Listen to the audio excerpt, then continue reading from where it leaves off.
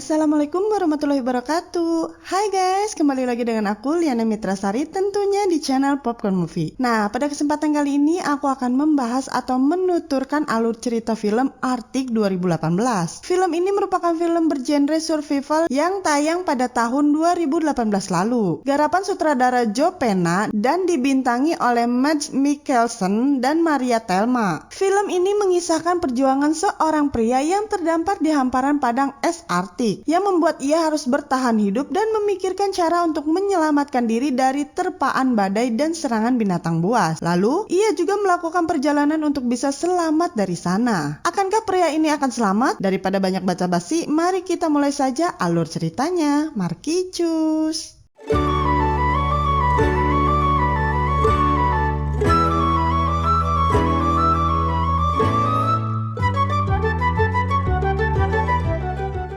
Film ini diawali dengan seorang pria paruh baya yang tidak disebutkan namanya. Terlihat ia sedang menggali es yang membentuk seperti parit di tengah hamparan es yang sangat luas dengan linggis handmade-nya. Ia terus menggali tanpa lelah, hingga pada akhirnya kita tahu laki-laki tersebut sedang membuat tulisan SOS atau sinyal untuk meminta pertolongan dengan ukuran yang sangat besar. Kemudian terlihat bangkai pesawat kargo yang sudah setengah hancur karena terjatuh. Kemungkinan lelaki itu adalah korban kecelakaan yang masih selamat di padang es Arktik. Demi bertahan hidup, ia melakukan segala cara yang terjadwal, dari memancing ikan di atas es yang dilubangi, menyimpannya di dalam sebuah kotak untuk persediaan makanan sehari-hari. Lalu, ia masuk ke dalam bangkai pesawat. Dan ternyata ia menjadikan pesawat itu sebagai tempat perlindungannya selama ini. Dan terlihat bahwa laki-laki ini sepertinya sudah lama kehabisan gas LPG atau perapian. Karena bisa terlihat ia memakan ikan dengan cara mentah-mentah. Dan di sini jiwa-jiwa kesepian kita akan sangat terasa. Karena merasakan bagaimana rasanya hidup dalam kesendirian dan sangat kesepian. Serta rasa ingin bertemu dengan keluarga dan sanak saudaranya yang mungkin sedang menunggu ia kembali pulang. Ia juga selalu melakukan rutinitas mengirim sinyal dengan cara memutar generatornya untuk mendapatkan sinyal yang mungkin saja ada pesawat lewat dan menangkap sinyal dari dirinya. Kegiatan itu ia lakukan setiap hari tanpa lelah dan putus asa. Sesekali ia melihat ke area sekitar yang sepanjang mata melihat hanya hamparan es yang tak berujung. Ketika akan tertidur, ia melepaskan sepatunya dan terlihat jari-jari kaki sebagian sudah hilang yang menandakan ia pernah memotong jari-jarinya karena terkena penyakit dingin yang membuat bagian tubuhnya mati dan membusuk. Dan sesekali ia mengunjungi sebuah tumpukan batu yang sepertinya itu adalah makam temannya yang tidak selamat dalam kecelakaan pesawat tersebut. Setelah ia pulang dari makam, lalu ia mengecek pancingannya. Dan betapa kagetnya setelah ia melihat ikan tangkapannya sudah terkoyak oleh sesuatu. Lalu ia melihat dan mengetahui bahwa yang memakan tangkapannya adalah seekor hewan buas, yaitu beruang kutub. Itu artinya beruang itu sudah mengarah ke kawasannya. Ia pun panik lalu masuk ke dalam pesawat. Dan kini ia harus lebih berhati-hati dengan beruang kutub yang bisa saja tiba-tiba akan menyerangnya kapan saja.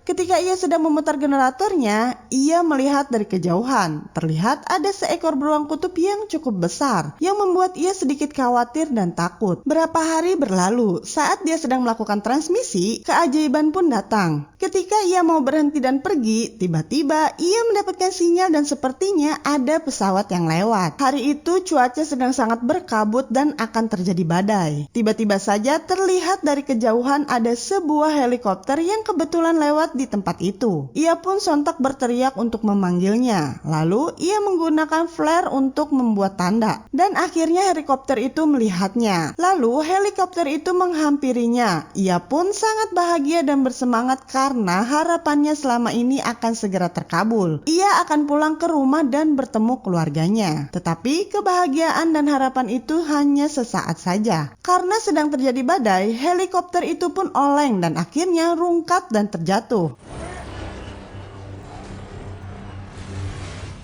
Lalu ia berlari ke arah helikopter yang terjatuh tersebut dan menemukan pesawat itu sudah hancur. Ia berusaha menolong pilot dan orang yang ada di helikopter tersebut. Sayang, pilotnya tidak selamat dan wafat di tempat. Namun ada satu kopilot yang terlihat masih hidup, namun mengalami luka di bagian perut yang cukup parah, dan ternyata itu adalah seorang wanita yang tidak mengerti bahasa Inggris. Kemudian ia mengobati wanita itu sebisanya sambil menunggu badai reda. Ia juga mencari persediaan makanan dengan mencarinya di setiap sorong laci pesawat. Dan alangkah bahagianya ketika ia menemukan bahan makanan yang lumayan banyak dan tek-tek bengek lainnya yang bisa sangat berguna. Lalu dengan laparnya ia memakan pop mie mentah. Di sini aku teringat semasa kecil ketika makan mie mentah dan dimarahi emak. Setelah badai reda, lalu ia membawa wanita itu kembali ke campnya untuk ia rawat. Dan di sini apakah laki-laki itu harus bahagia karena mempunyai teman curhat, atau malah semakin sulit karena wanita ini akan menjadi beban untuknya? Entahlah, karena kemanusiaan, laki-laki ini akan merawatnya dengan baik. Ketika laki-laki itu melihat tanda pengenalnya, terlihat bahwa tulisannya di KTP wanita tersebut berbahasa seperti tulisan Thailand. Dan yang pasti mereka memiliki bahasa yang berbeda. Tak lama kemudian, wanita ini pun sadar lalu bertanya bagaimana nasib pilotnya. Dan laki-laki itu berkata pilotnya tidak selamat dan sudah menjadi almarhum. Kemudian wanita itu terlihat syok lalu pingsan kembali. Kemudian laki-laki itu pergi ke tempat bangkai helikopter yang terjatuh tadi dan meninggalkan sedikit catatan untuk si wanita. Jikalau wanita itu sadar, ia berharap agar wanita itu membacanya. Bahwasanya wanita itu tidak sendiri dan aku akan kembali. Setelah ia sampai di sana, ia menguburkan mayat pilot tersebut demi kemanusiaan.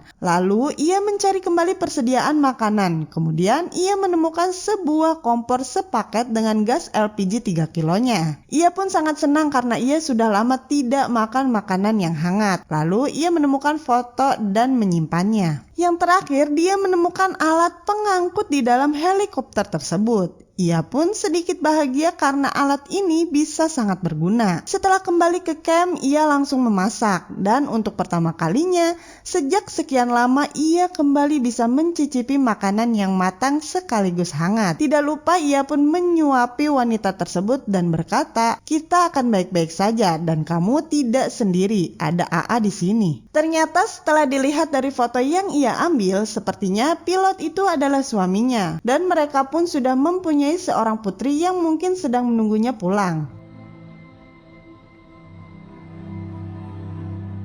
Lelaki itu mengecek peta yang ia temukan di helikopter dan ia melihat ada pos pengawas, tetapi jaraknya sangat jauh dan ia merasa tidak akan mungkin sampai ke sana dalam keadaan selamat. Lantas ia pun melakukan rutinitas seperti biasanya. Di suatu ketika ia sudah sedikit lelah, lalu ia pun mulai galau dan berpikir apakah ia harus pergi ke stasiun pengawas tersebut dengan berjalan kaki. Lalu ia pun mencoba menggambar rute yang akan dia lalui. Lebih baik mencoba daripada menunggu sesuatu yang tidak pasti, ya kan? Ia pun membulatkan tekadnya lalu mempersiapkan segala sesuatu untuk pergi ke stasiun tersebut. Satu hari ia berjalan dan dilalui dengan lumayan lancar, namun perjalanannya masih sangat jauh, bahkan ketika ia melihat peta pun ia belum mencapai seperempatnya jalan. Ia tahu ini butuh kesabaran dan perjuangan. Hingga menjelang malam tiba, mereka memutuskan untuk beristirahat dan tidur dengan menggali es untuk membuat goa. Lalu ia makan dan tidak lupa menyuapi wanita tersebut. Lalu mereka pun tidur. Tetapi sebelumnya ia mengatakan kepada wanita tersebut dengan kata-kata yang sama, "Kita akan baik-baik saja dan kamu tidak sendirian. Ada AA di sini." Hari berikutnya ia terus berjalan dengan terpaan badai es yang menghadangnya. Lalu ia mengecek peta. Dan ternyata mereka berjalan baru seperempatnya saja, itu pun kurang sedikit. Tak beberapa jauh mereka menemukan sebuah base camp. Sepertinya seseorang pernah bertahan di sana yang mungkin sekarang mereka sudah mati.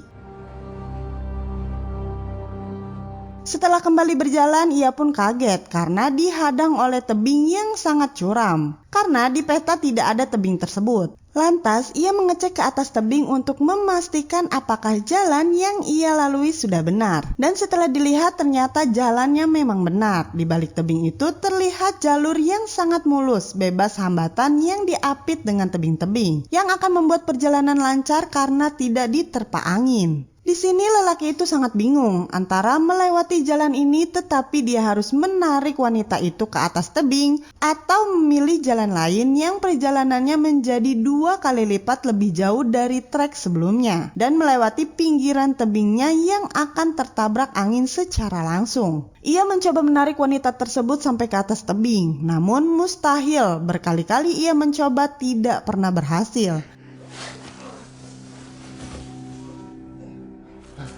Dengan hasil yang tidak baik, ia pun mau tidak mau harus menempuh jalan memutar yang 2 kali lebih jauh dari jalur normal. Tetapi demi kemanusiaan, ia tidak akan tega meninggalkan wanita tersebut. Hingga ia sampai di sebuah goa yang kecil. Ia memutuskan untuk berhenti dan beristirahat di dalamnya. Namun bahaya pun datang. Suara raungan aneh terdengar dari luar goa.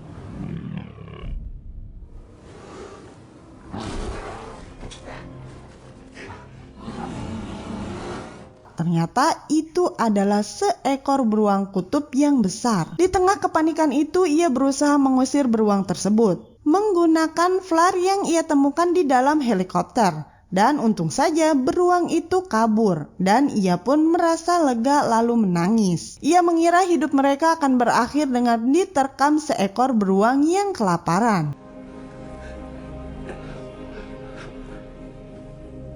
Keesokan harinya, mereka melanjutkan perjalanan dan kembali diterpa badai yang hebat. Mereka pun memutuskan untuk berhenti hingga badai reda. Di tengah keputusasaan dan tangan yang mulai menghitam, yang menandakan ia akan terkena frostbite atau penyakit kedinginan, ia terus merangkak sambil menarik wanita tersebut. Hingga pada akhirnya, kondisi wanita itu sudah sangat parah dan perbekalan sudah sangat menipis karena melewati jalur yang tidak sesuai dengan perkiraan sebelumnya. Wanita itu mengalami infeksi di perutnya dan ia mengira wanita itu tidak akan bertahan lagi. Ia meninggalkan foto bersamanya. Dengan berat hati ia harus meninggalkan wanita tersebut. Di sisi lain ia juga merasa berdosa bahwasanya wanita ini sampai seperti ini karena ia akan menolongnya dulu. Tetapi mau tidak mau ia harus melanjutkan perjalanannya.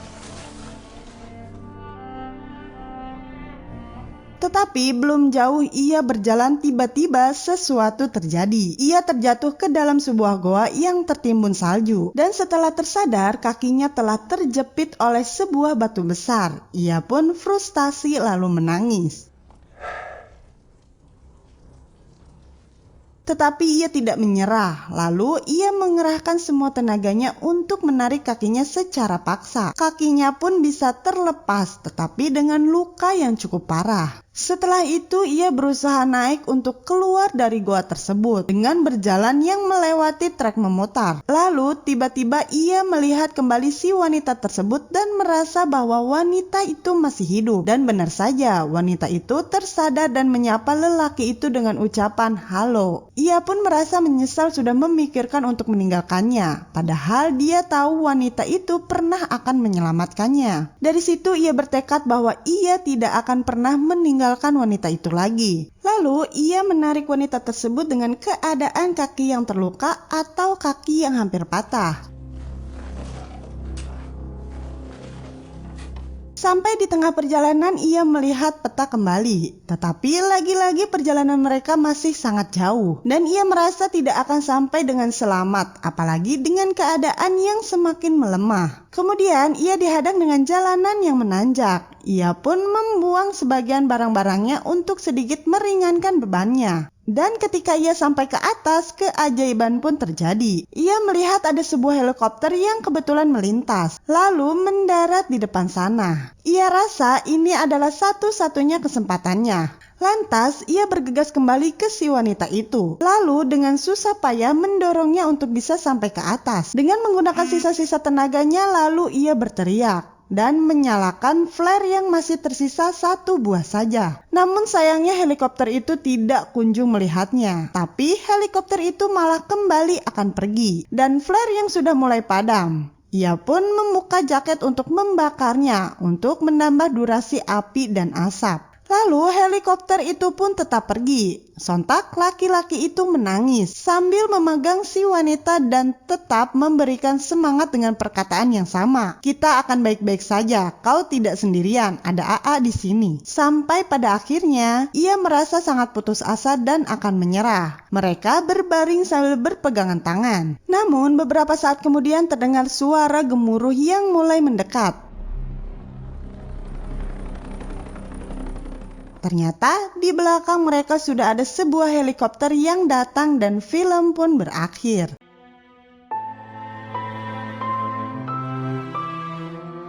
Aduh, kenapa sih endingnya agak sedikit tanggung dan menggantung? Kan jadi nggak enak. Harusnya sutradara nambahin scene sedikit yang memperlihatkan mereka pulang dan bertemu keluarganya. Tapi ya sudahlah, dengan datangnya helikopter pun sudah dipastikan bahwa mereka akan selamat.